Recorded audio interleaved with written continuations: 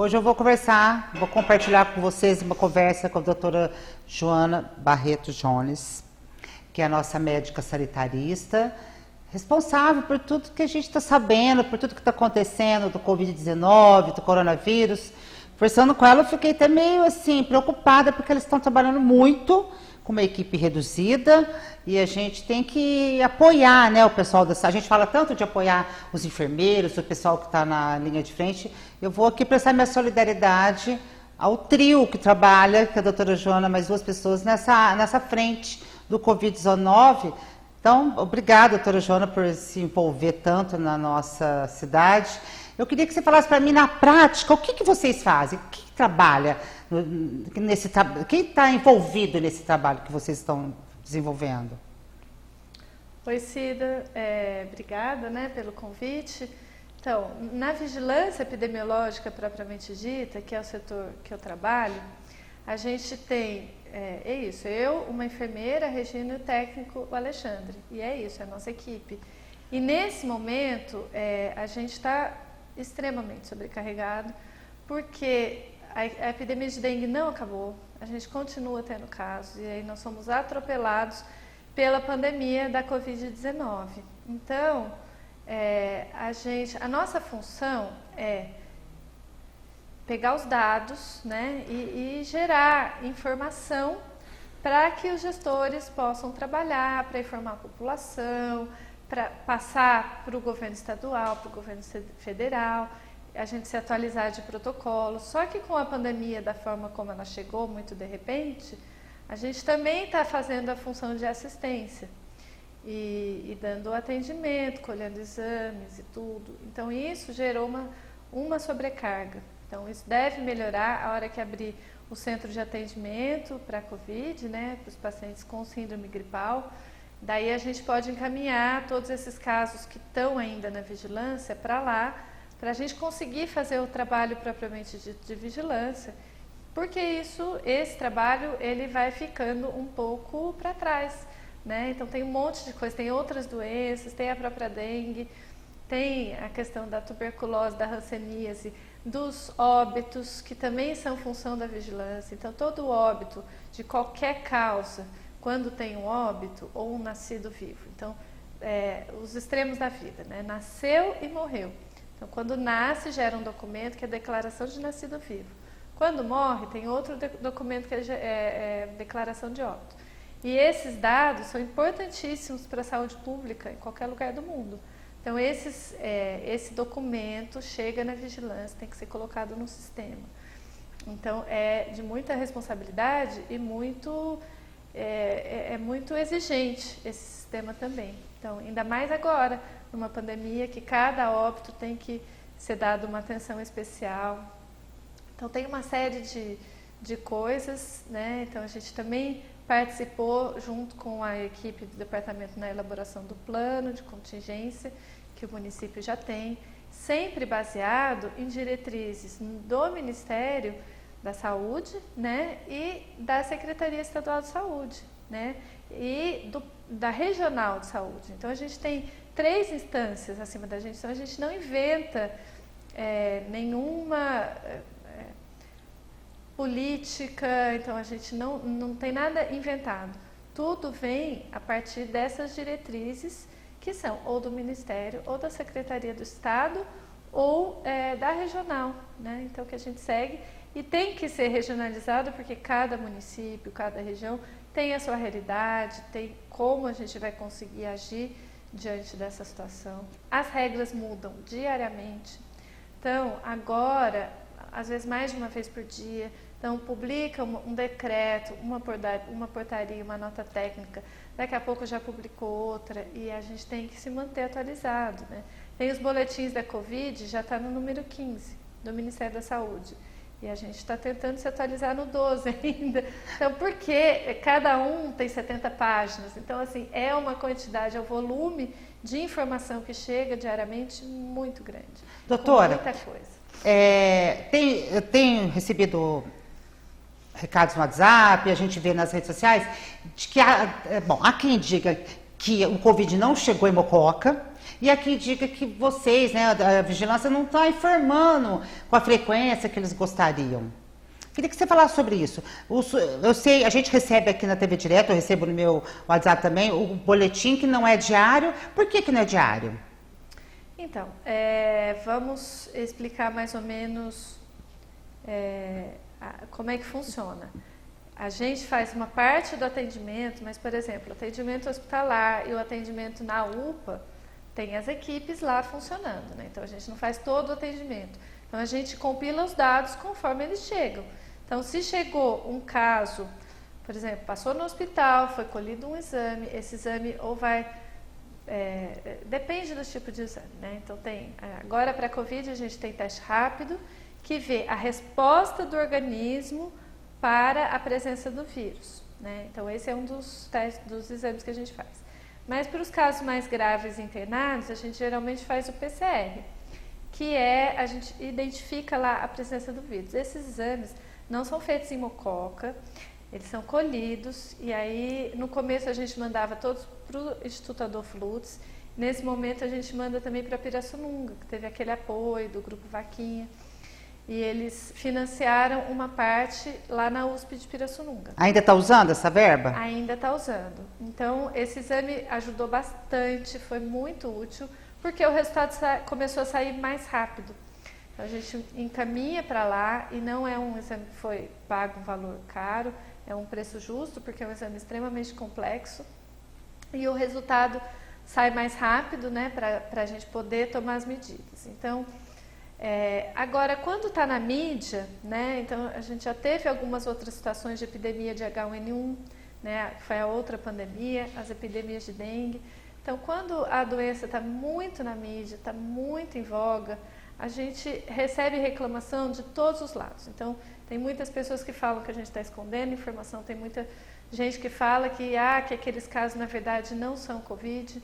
Então, assim, os casos que a gente está divulgando como positivos são aqueles que, em algum momento, algum médico, algum colega fez a suspeita, foi colhido o exame, enviado para alguma dessas referências, né? Ou, nos casos de teste rápido, foi feito aqui, mas a maioria ainda são exames de PCR, né, que é aquele que eu falei que verifica a presença do vírus lá, e aí vem um resultado positivo. Então, aí a gente analisa lá a clínica, por que foi solicitado, mas diante de um exame positivo, o caso é encerrado como doença por Covid, tanto nos casos leves, internados, quanto nos casos que teve óbito.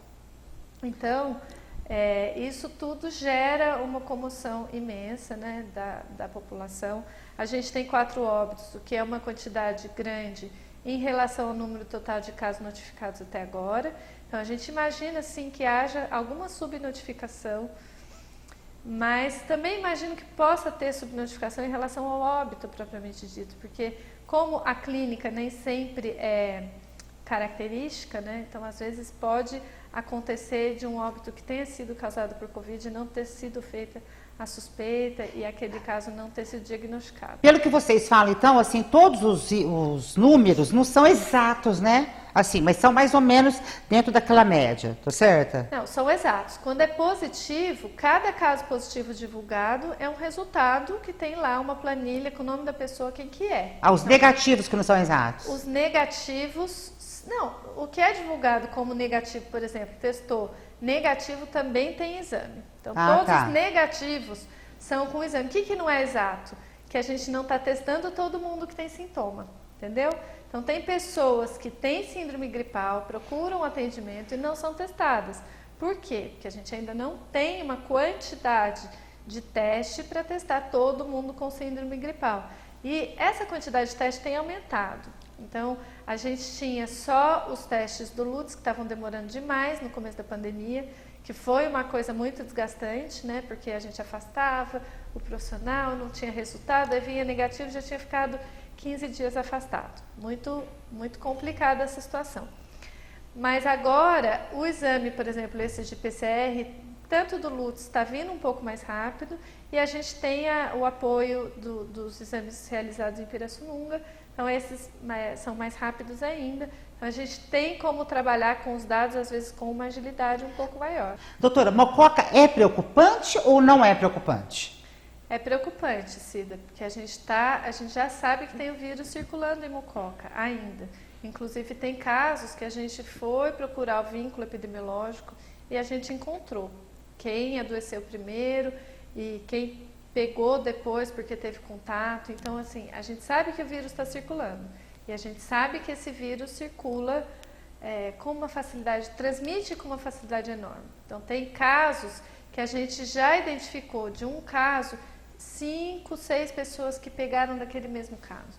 Então, assim, é uma situação, aí é muito alto, né? Aí a gente fala, opa, preciso brecar, não posso ter... Porque, assim, que uma pessoa transmita para 1 ou 2, tá previsto aí dentro da situação da pandemia. Quando a gente vê que tem 5, opa, alguma coisa a gente tem que melhorar. E várias coisas já foram mudando, né? Ao longo do processo da pandemia no município, acho que a questão das máscaras foi muito importante. Então, o uso das máscaras ele é bom e ele alerta, né, também e previne. Então, que nós estamos numa situação de pandemia, mas ele não é suficiente. Então, não é porque a gente está usando máscara que a gente está liberado para ter contato, para fazer aglomeração, nada Doutora, disso. deixa eu perguntar uma coisa. Você é técnica, você é médica, você é da saúde sanitária, você tem os dados. Agora, e a população? Eu também, às vezes, fico muito angustiada, né? Quando eu vi aquele manifesto do pessoal do comércio, que eu também sou comerciante, sou filha de comerciantes. Eu vejo essa parte econômica também muito desastrada. Ou o presidente fala uma coisa, o governador fala outra. A gente fica, né? Eu fico... tentando, tenho até dó, às vezes, de algumas pessoas que também ficam angustiadas, ou daqueles, tem os fanáticos, enfim, tem todo tipo de pessoa. Eu queria saber o que você fala pra gente, por exemplo. Eu sei que fica difícil porque você é da saúde, você tem os números. O que a gente faz para poder suportar esse momento? Eu sei que você não é psicóloga. Tá muito difícil mesmo, não sou psicóloga, mas também não vamos conseguir resolver o problema da economia, né? A gente tem um problema de crise sanitária, que você colocou muito bem, né, Cida? Nós temos uma crise sanitária. Então, a crise vem da saúde. A saúde está na origem dessa crise.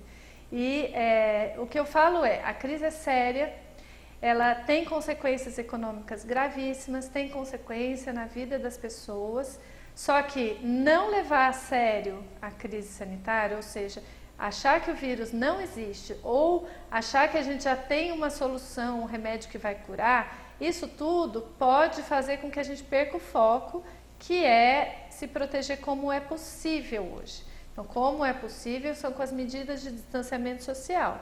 Então, é como eu te falei, eu não invento, né, a gente está na ponta, estou no município, então a gente não inventa política de saúde, nada disso.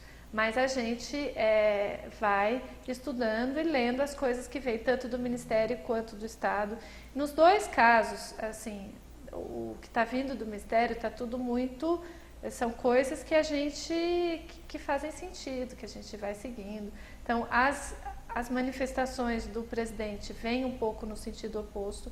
E isso é muito complicado, eu acho que para todo mundo, porque é o líder aí, enfim, que foi eleito no país, e as pessoas tendem a ficar confusas quando o líder está vindo e falando uma coisa que vai ao contrário de todos os técnicos, seja do Ministério, seja do governo estadual.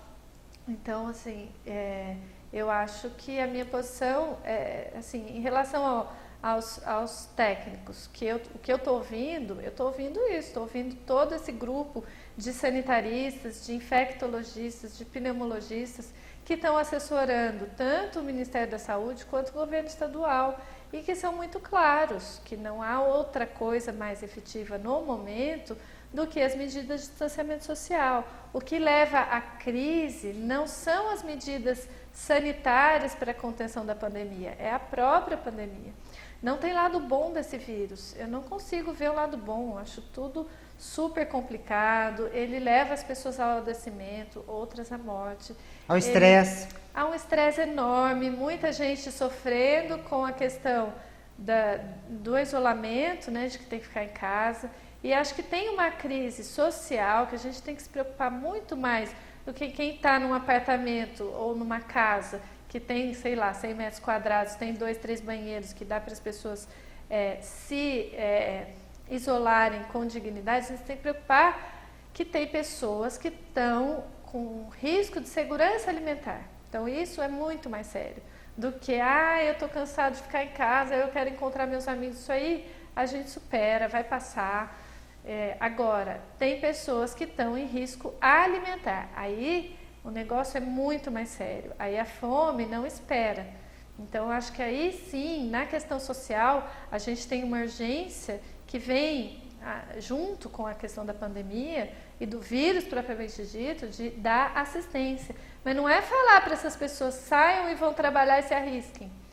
Porque a pessoa que tem uma situação de risco alimentar, geralmente ela tem outros fatores de risco associado e tudo. Então essa pessoa a gente vai ter que proteger mais e ajudar para que ela possa cumprir as orientações de distanciamento social e se proteger contra o vírus também. Quando você fala assim, você quer dizer o seguinte, que quando eu uso uma máscara, eu não estou só me protegendo, eu estou protegendo as outras pessoas também que por acaso venham a se comunicar comigo, né, se encontrar comigo, é isso, né? Agora, o que muita gente está perguntando também, por que o pessoal da saúde está se contaminando tanto? Se está faltando equipamento de proteção? Não está faltando agora, que eu saiba. Teve alguns momentos que faltou, porque de repente a demanda por equipamentos de proteção individual aumentou muito. E acho que ninguém usava máscara, passou a usar, então o que tinha de máscara não foi suficiente num primeiro momento. E teve várias mudanças. Então a mudança, por exemplo, de uso de máscara pelos profissionais dentro do serviço de saúde, isso é uma coisa que aconteceu recentemente. Não tinha nenhuma orientação da Anvisa para que dentro do hospital se usasse máscara. Agora tem. Então, essas coisas foram mudando, né? Então, agora, nesse momento, que eu saiba, eu tenho máscara para trabalhar, não só máscara, é máscara, gorro, face shield, avental, e que eu saiba, os colegas também têm, né? Eu acho que os profissionais de saúde estão se contaminando porque é a situação que você tem que sair de casa e se expor à pessoa que está com sintoma. Então, é próprio da condição de ser profissional de saúde, né? Então, então eu acho que é isso, assim. Doutora, então, eu não quero... E aqui a gente está testando também, né, Cida? A gente testa mais os profissionais de saúde, porque não tem teste para todo mundo, né? Doutora, assim, não precisa me contar a tua vida particular, mas como que é teu dia a dia? Você chega, você vai trabalhar, você mesmo me orientou a não usar anel, brinco, colar, aí eu vejo que você também não está usando, né? Aí você vai trabalhar, você chega em casa, o que você faz? Você toma banho, tira o sapato lá fora, tira o sapato lá dentro? Como que você, doutora Joana, faz? Então, eu fiz antes eu estava almoçando até no trabalho, aí isso estava me deixando um pouco estressada, eu passei a levar uma comida para comer em casa, porque aí também é um momento que eu descanso um pouquinho. Então, cada vez que chego em casa, é um momento de tirar o sapato, deixar no lugar, limpar celular, lavar óculos, lavar a mão inúmeras vezes no meio de todo esse processo, porque cada coisa que você coloca a mão, né? E, lógico, os cuidados com a casa, os cuidados com a gente mesmo, né? Então, eu tinha ajuda para uma série de coisas que hoje em dia eu não tenho mais. Então, eu tinha uma pessoa que ia me ajudar, por exemplo, com a limpeza da minha casa. Isso não tem mais. Eu tinha ajuda de uma cabeleireira, de uma manicure, de uma pessoa que fazia sobrancelha. Isso não tem mais. Então, eu tenho que dar conta sozinha dessas coisas. Então, muita saudade, beijo, Carmen, que... infelizmente, eu não estou tendo mais, né, essas ajudas. Então, a gente tem que se virar com coisas que antes eu não estava acostumada, né? Por outro lado, também eu não posso ter vida social fora de casa. Então, a gente, né, a única oportunidade de sair aí, comprar alguma coisa no supermercado, o que tem sido muito tenso também, porque eu acho que o supermercado e as farmácias, que são os locais essenciais, têm que ficar abertos. Eles exigem uma postura de todo mundo. Então, nesse ponto, a lei das máscaras ajudou bastante, porque as pessoas estão usando máscara, mas a postura ainda não é homogênea. A gente não vê todo mundo usando a máscara corretamente. Então, muita gente está com a máscara, de repente, abaixa no meio da compra, tira, quer dizer, isso é muito difícil de você fiscalizar. Tem que ser uma coisa da consciência individual de cada um, né? Então, a pessoa que tem essa postura de retirar a máscara no meio de qualquer momento da vida, que ela está em contato próximo com as outras pessoas, ela está... É um gesto que coloca em risco a comunidade, aquilo que você falou. Cada atitude que a gente toma em relação à nossa própria saúde vai ter consequências em relação à comunidade como um todo, né? Bom, então, se você fosse o governador do estado ou o presidente da república, se você pudesse decidir por Mococa, você, o que você faria agora? Qual o recado que você daria pra gente? Isso você acha que vai ter quando? Sei lá, o que você diria nesse momento? Eu acho que vai demorar. Eu acho que essas medidas de distanciamento ainda vão durar por um bom tempo. Não sei até quando, não consigo pôr uma data, mas assim, não é uma coisa que vai acabar no final desse mês, infelizmente. Então, o que eu diria para os comerciantes que estão sofrendo com toda a razão? Se prepararem para trabalharem com coisas que possam funcionar com as portas fechadas. Então, eu tenho tentado comprar no comércio de Mococa, e aí eu sinto que algumas lojas ainda estão muito despreparadas. Por exemplo, não tem uma foto das coisas que tem para mandar para mim para eu escolher, né? Então tem isso, assim, não tem ainda um catálogo bem montado, que acho que isso é uma coisa que dá para ser feito sem abrir as portas. A porta está fechada, monta um catálogo, deixa as pessoas em casa trabalhando, entrando em contato com os clientes e uma pessoa só separando para fazer as entregas. Eu acho que nesse momento isso é necessário, cada um se organizar. Então, acho que isso tem acontecido de forma desigual. Então, algumas lojas que eu tenho tentado entrar em contato, eu senti que estão mais organizadas e outras menos. E acho importante que se organizem para ainda trabalhar desse jeito por um tempo. Não que vá estar fechado por muito mais tempo, mas assim, pode ser que abra, daí volta a ter casos, aí a gente tem que fechar de novo. E assim vai, vamos dizer, em ondas, né, conforme vai acontecendo a curva epidêmica, né? Então, acho que isso é importante. Nesse momento, qualquer medida de relaxamento, de vamos abrir, vamos começar a voltar em Mococa, ainda não cabe, né? A gente tem que ter um pouco mais de segurança de que não está tendo transmissão aqui e, por enquanto, está tendo. Então, não adianta. A gente vê que uma das coisas que está favorecendo a transmissão é o contato entre as famílias. Então, famílias que estão se reunindo, mesmo com as orientações de distanciamento social, têm tido problemas. Então, acho muito importante as pessoas valorizarem e serem um pouco firmes nessa questão de manter o distanciamento dentro da família. É super difícil. Então, assim, a gente tem saudade, né, das pessoas queridas que a gente visitava. Eu tenho meus tios lá que eu visitava toda semana, todo domingo, eu tomar um café junto, e não fui mais. Estou há meses sem ir tomar um café. Isso faz falta para a gente, mas é um sinal de carinho também. Então, às vezes a gente está longe, é um jeito de proteger. É igual falar não para um filho, né? Bom, então hoje nós não temos boletim, porque o boletim último foi de ontem. Eu vou até pedir para a Carol repetir. E quando não tem boletim é porque não mudaram os números do nosso Covid em Mococa, tá certo? Então, eu falei com a doutora Joana, não vou tomar mais tempo dela. Estou vendo que ela está muito, muito ocupada. Tomara que seja inaugurado em breve esse local de atendimento que vai ser ali na Santa Casa. Ontem o prefeito falou para a gente também. O que eu posso desejar para a doutora Joana? Fica firme, doutora. Eu agradeço em nome da população de Mococa o teu trabalho e de toda a sua equipe. Obrigada, Cida, e fiquem firmes em casa, quem puder, ajude, né, a comunidade como um todo. Nesse momento, ainda é ficar em casa. Muito bem. Carol, então, repeteco do boletim de ontem, e se não saiu o boletim hoje, ou se não saiu amanhã, é porque nada mudou, tá bom?